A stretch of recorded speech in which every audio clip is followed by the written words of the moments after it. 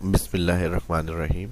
Most useful information based फार्मूलों की बात करेंगे जिनसे हम इंफॉर्मेशन हासिल कर सकते हैं।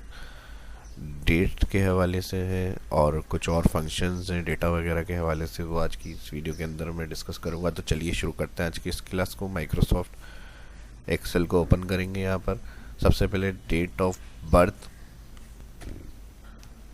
तो डेट ऑफ बर्थ एंटर हुई हुई है सेल में अलग अलग, और इसमें कौन सा फॉर्मूला लगेगा जो करंट आज की डेट होगी, उस हिसाब से हमें एज बता दे। ईयर्स इतने हो गए, करंट डेट जो हमारी कंप्यूटर में सेट होती है यहाँ पर, उस हिसाब से हम चेक करेंगे इसको।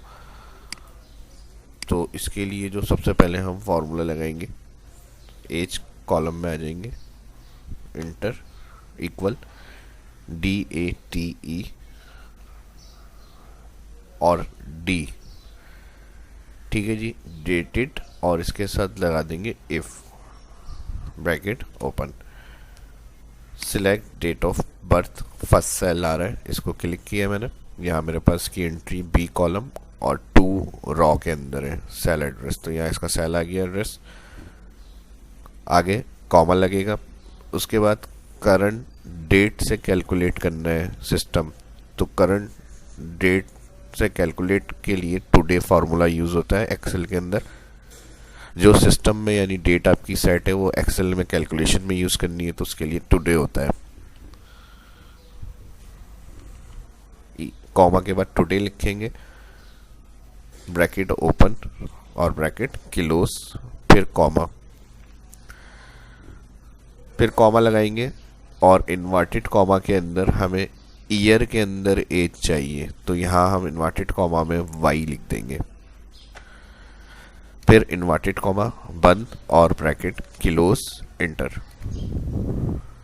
ठीक है, 80s, क्योंकि जुलाई 31 की इनकी डेट ऑफ बर्थ है, तो अभी जुलाई 2021 चल रहा है, नहीं आया क्योंकि फरवरी है, तो ये राउंड के अंदर 40 ईयर्स कंप्लीट हुए हैं, वो आंसर दे रहा है हमें।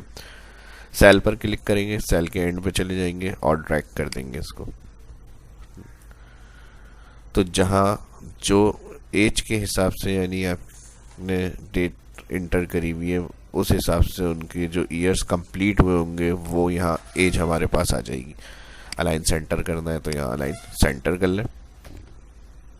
अब 39 यहाँ ये इसलिए शो कर रहा है क्योंकि यहाँ 81 ईयर्स है और अभी 17 दिसंबर की डेट ऑफ बर्थ है, तो 40 इसलिए नहीं हुआ क्योंकि 2021 है, लेकिन अभी फरवरी है। अगर यहाँ 2021 का 17 दिसंबर आ चुका होता तो यहाँ राउंड में फिर हमारे पास 40 कंप्लीट आ जाती एज। तो इसमें अक्सर कंफ्यूज हो जाते हैं, तो ये मैं क्लियर कर रहा हूँ कि ये किस हिसाब से काउंट करके आपको ईयर्स दे रहा है यहाँ पर। ठीक है जी,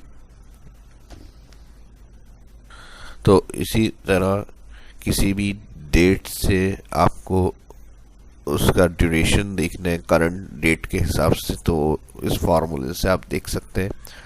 या कोई 2 डेट अगर आपने लिखी हुई है उनके बिटवीन के ईयर्स चाहिए, तो जो टुडे हमने लिखा था उस जगह पे आप सेकंड डेट जो है वो सिलेक्ट कर सकते हैं। नेक्स्ट शीट पे इसकी एग्जांपल में और अलग तरीके से समझा देता हूँ। ठीक है जी, यहाँ पर मैंने फर्स्ट डेट और एक दे दी एंड डेट। अब फर्स्ट डेट मैंने इधर इंटर कर ली 20 जैन 2000, ठीक है जी, और एंड डेट मैंने दे दी 19 सितंबर 2019। तो अब इसमें अगर हमें ईयर चाहिए तो वही उसी तरह से फार्मूला लग जाएगा जो कंडीशन मैंने डेटेड इफ बताई थी। जहाँ टुडे हमने यूज़ करा है, बस इधर हम जो एंड डेट है वो देख लेंगे। इसको सिलेक्ट करके डेटेड इफ ब्रैकेट ओपन, सबसे पहले फर्स्ट स्टार्ट डेट और कॉमा, उसके बाद एंड डेट। अब टुडे नहीं लगा रही क्योंकि इन दोनों के दरमियान की डेट का हमें ईयर चाहिए, तो यहाँ पर हमने फर्स्ट कॉमा सेकंड सेलेक्ट करी, फिर कॉमा, ईयर चाहिए, इन्वर्टेड कॉमा में हमने वाई कर दिया, और फिर इन्वर्टेड कॉमा और ब्रैकेट क्लोज। अच्छा, F2 कर रहा हूँ, गलती कहाँ करी है हमने, DATED। अक्सर फार्मूले में या कोई इस तरह के स्टेप्स में मिस्टेक होती है तो फिर फार्मूला हमें आंसर नहीं देता, एरर रिटर्न करता है। तो यहाँ मैंने D नहीं लगाया, डेटेड इफ है, ठीक है जी। कैपिटल स्मॉल लेटर में लिखने का कोई मसला नहीं होता, किसी में भी लिख सकते हैं। इंटर करके आप चेक करते हैं, बिल्कुल सही है 19, ठीक है। 2000 और 2019 तक का पीरियड था इनका, यानी किसी ने ज्वाइन किया है और उसकी लास्ट डेट क्या थी। जैसे जॉब वगैरह पे हायर करते हैं तो उनकी रिटायरमेंट डेट वगैरह के लिए भी इस फंक्शन को यूज़ किया जा सकता है इस तरह से, ठीक है जी।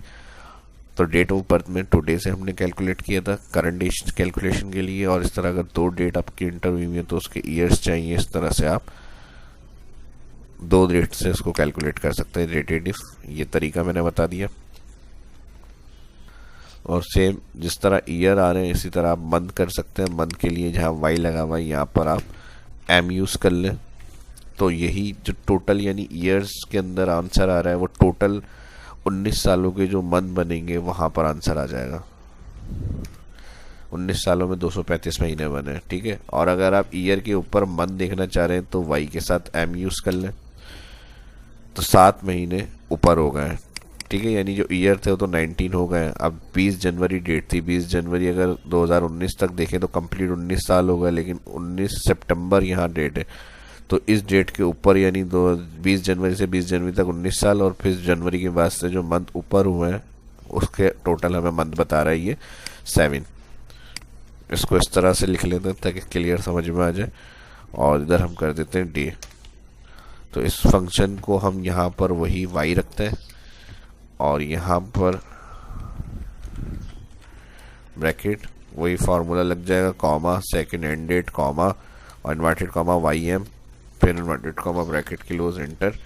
और इसी को कॉपी कर लें, कंट्रोल सी, टैब प्रेस करेंगे, टैब से नेक्स्ट सेल में आएंगे, कंट्रोल वी, कॉपी नहीं हुआ, फिर मैं दोबारा एडिट कर रहा हूँ F2 और इसको सिलेक्ट कर लेंगे, कंट्रोल सी, टैप यूज़ करेंगे नेक्स्ट सेल में आने के लिए, और कंट्रोल वी पेस्ट, फिर F2। इधर जो वाई एम आ रहा है क्योंकि हमने मंथ वाले सेल से कॉपी किया है तो वही वैल्यू लिखी हुई है। इधर हमें डे चाहिए, जो मंथ के ऊपर डेज हुए होंगे तो इसके लिए हम वाई एम हटाएंगे और एम डी हो जाएगा, एंटर, ठीक है जी। तो 30 दिन ऊपर हो गए, 20 जनवरी 7 महीने। और अगर अब मैं यहाँ 20 जनवरी करूँ, अगर यहाँ मैं 20 सितंबर कर दूँ तो 20 जनवरी से 20 सितंबर ये राउंड में आ जाएंगे 8 मंथ, और डे 0 हो जाना चाहिए। तो डबल क्लिक एडिट, और यहाँ 19 की जगह मैं 20 कर रहा हूँ,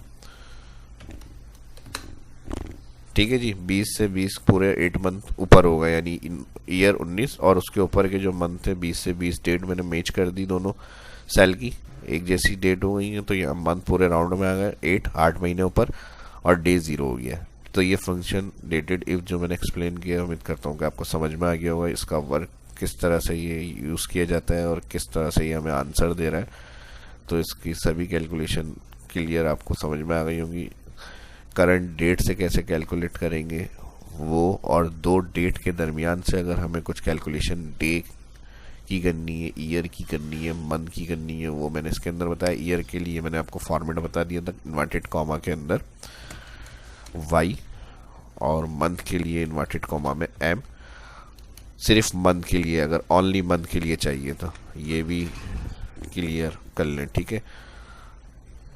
ईयर के लिए वाई, और ओनली मंथ यानी जितनी 2 डेट के दरमियान की ड्यूरेशन है वो सिर्फ मंथ के अंदर चाहिए, तो उसके लिए फिर हम ओनली मंथ के लिए ये लगाएंगे। और ईयर के ऊपर जो मंथ होते हैं उसके लिए मैंने आपको बता दिया था इन्वर्टेड कॉमा वाई एम, और उसके बाद जो डे होंगे मंथ से ऊपर तो उसके लिए फिर आ जाएगा एम और डी। तो ये सेंटेंस डेटेड इफ फंक्शन के साथ यूज़ किए जाते हैं सभी। और जिस तरह आपको समझ में आ गए, अगर आप चाहते हैं कि आपके साथ जो है उनकी भी भलाई हो सके तो उनके साथ भी इसको वीडियो को लाजमी शेयर करें ताकि वो भी इस चीज़ को समझ सके। और एज कैलकुलेशन या डेट ऑफ बर्थ की कैलकुलेशन या फिर रिटायरमेंट डेट या फिर हायर डेट से जो ईयर के पीरियड चाहिए, मंथ के पीरियड चाहिए, वो भी इजीली इसकी कैलकुलेशन को कर सकें। तो मिलते हैं नेक्स्ट वीडियो में। वीडियो लाइक ना करने की कोई वजह बनती नहीं है, तो लाइक कर दें, और वीडियो अच्छी लगी है तो कमेंट करके बताएं।